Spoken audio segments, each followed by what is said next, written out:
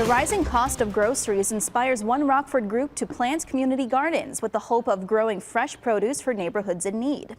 Sowing the seeds of change, Rockford's NAACP branch explores gardening as one tool to fight food insecurity.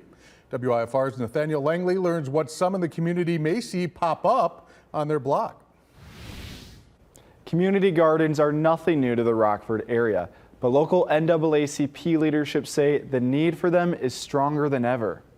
Bok choy, which Dee Valentino tends to Jeremiah Development's community garden.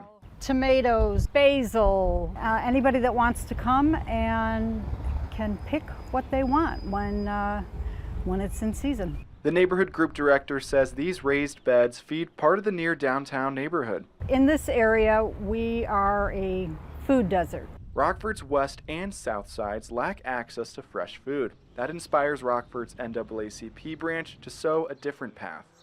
Right now, we're pushing to get as many gardens in the city as possible. The civil rights group believes community gardens fight against food deserts and rising grocery prices. We anticipate things getting a lot worse than what they are now.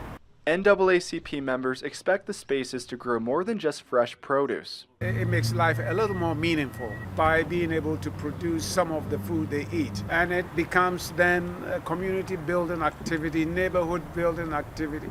While the limits are clear for the group, Nobody is really going to feed themselves year-round on a community garden. they see more benefits with the initiative.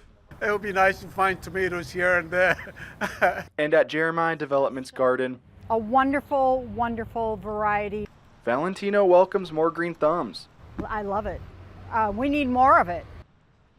The NAACP leader tells me financial support is needed to build more gardens.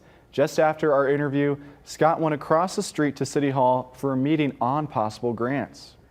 Thank you, Nathaniel. And so far, the civil rights group started 2 gardens on Rockford's west side. Its president adds the best locations are near churches and vacant lots in neighborhoods.